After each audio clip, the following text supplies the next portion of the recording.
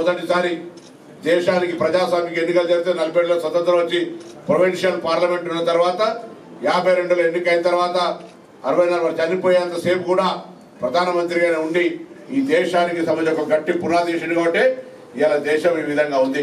వారి పిల్లలంటే ఇష్టం. నిన్న మనం పిల్లల దినోత్సవంగా చాచా నెహ్రూ గారి జయంతిని బాలల దినోత్సవంగా జరుపుకున్నాం. వారి మార్గాన్ని ఇలా మనందరం కూడా ఒకసారి చరిత్ర చదవండి. ఏ విధంగా నెహ్రూ గారి చరిత్ర, జీవిత చరిత్ర. వారితో పాటుగా ఇలా రంగనాథ్ గారు ఒకవేళ లైబ్రరీలో అంకురార్పణ లైబ్రరీల ఏర్పాటు పట్ల వారు ఒక రోజు పెట్టి ఉండకపోతే ఇవాళ మన దగ్గర పాత సమాచారం కావాలంటే దొరికేది కాదు. ఇవాళ వారికి కూడా మనందరం కూడా ఇటువంటి ఒక ఆలోచన కలగడం, లైబ్రరీల అంకురార్పణ చేయడం, ఆ లైబ్రరీలు మొత్తం ప్రపంచంలో అందరూ అన్ని రకాల ఏర్పాట్లు చేయడం. అదేవిధంగా మీరు ఇంకోటి బ్రాంచ్ లైబ్రరీల సంఖ్య తక్కువ ఉంది. కొంత బ్రాంచ్ లైబ్రరీలు రీడింగ్ రూమ్లు కానీ ప్రతి గ్రామాల గ్రంథాలయ సంస్థ తరఫున గ్రామాల్లో అన్ని రకాల సమాచారం ఉండే రీతి లోపల అభివృద్ధి చేయడానికి చర్యలు తీసుకోవాలని కోరుతూ మరొకసారి సందర్భంగా సిద్దిపేట ప్రజలందరికీ గ్రంథాలయ వారోత్సవ శుభాకాంక్షలు. నిరుద్యోగులు కష్టపడి చదువుకునే అంశం లోపల మేము గ్రంథాలయానికి మాకేం సంబంధం లేని రోడ్డు మీద అన్నిటి కాకుండా వచ్చి అన్ని రకాల పేపర్లు కూడా ఉంటాయి. కింద ఉంటాయి అవి కింద ఉంటాయి పేపర్లు 22 రకాల పేపర్లు వస్తాయి. అన్ని చదువుకొని తప్పకుండా సమాజంలో జరుగుతున్న పరిణామాలను ఇలా సర్వే జరుగుతూ ఉంది. సర్వేలో అప్పుడప్పుడు తప్పుడు సమాచారం ఇస్తూ ఉన్నారు. వాస్తవం అంటే తప్పుడుగా ప్రచారం చేస్తూ ఉన్నారు. ఎక్కడ బ్యాంక్ అకౌంట్ అడుగుతలేరు, ఎక్కడ ఏ పేపర్ ఇవ్వమని అడుగుతలేరు. అందరూ కూడా ప్రజలు స్వచ్ఛందంగా ఇప్పటికి 35% సర్వే దాటిపోయింది.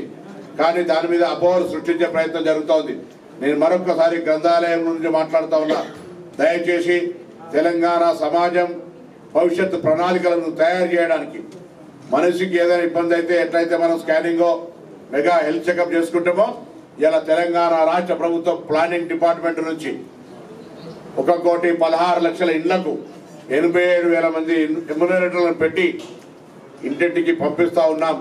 దయచేసి వారిని రిసీవ్ చేసుకొని వారు అడుగుతున్న సమాచారం ఇవ్వండి. ఎక్కడ కూడా ఒక పేపర్ జిరాక్స్ కూడా ఇవ్వాల్సిన అవసరం లే.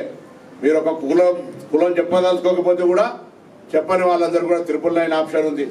బ్యాంక్ అకౌంట్ ఉందా లేదా అని మాత్రమే అడుగుతా ఉన్నాం. మీ దగ్గర ఎంత నగదు ఉందో ఎంత బంగారం ఉందో అని అడుగుతలేం. కాబట్టి దయచేసి స్థితిగతుల గురించి లేదా ఇతరత్ర సామాజిక వివరాల గురించి చెప్తే అయ్యో మా స్కీమ్స్ పోతాయి కావచ్చు, పథకాలు పోతాయని దుష్ప్రచారం చేస్తున్నారు. మళ్ళీ గ్యారంటీగా చెప్తారు, ఒక పథకం పోదు. కొత్తగా రాష్ట్రంలో ఒక ప్రణాళిక తయారు చేసిన తర్వాత ప్రజల ప్రయోజనాలకు అనుగుణంగా అనేకమైనటువంటి కార్యక్రమాలు తీసుకురావాలనే ఆలోచనతో దేశానికి ఒక దిక్సూచిగా ఈ సర్వే జరుగుతూ ఉంది. ఈ సర్వేకు దుష్ప్రచారం చేసే వాళ్ళ కర్మ. కానీ ఈ సర్వే కావాలని డిమాండ్ చేసిన వాళ్ళు కూడా కనబడతలేరు. సంఘాల వాళ్ళు, బీసీ సంఘాలు, ఎస్సీ ఎస్టీ సంఘాలు ఏమైంది ప్రభుత్వం ఎందుకు సర్వే చేస్తలే అని రోజు ప్రెస్ కాన్ఫరెన్స్ ధర్నాలు చేసేవాళ్ళు. వాళ్ళందరికీ విజ్ఞప్తి చేస్తున్నా, కుల సంఘాలకు విజ్ఞప్తి చేస్తున్నా, కొన్ని గ్రామాల్లో మీ కులాలను చైతన్యించేయండి. మేము ఇంత కులం అంత కులం బాగా మాది ఇంత సంఖ్య అని చెప్పిన వాళ్ళు ఈ రోజు సర్వేలో మీ రికార్డులు నమోదు చేయించుకోండి. రేపు పొద్దున ప్రభుత్వం ఇచ్చే పథకాల్లో మీకు సరి అయిన విధంగా వాటా వచ్చే విధంగా మీ యొక్క నమోదును చేయించుకునే కార్యక్రమంలో కూడా చైతన్యవంతులు కావండి. ప్రజలను చైతన్యవంతం, మీ సంఘాలను చైతన్యం చేయమని చెప్పి కోరుతూ దీనికి ఎవరటం వచ్చినా ప్రభుత్వం తగిన చర్యలు తీసుకుంటుంది.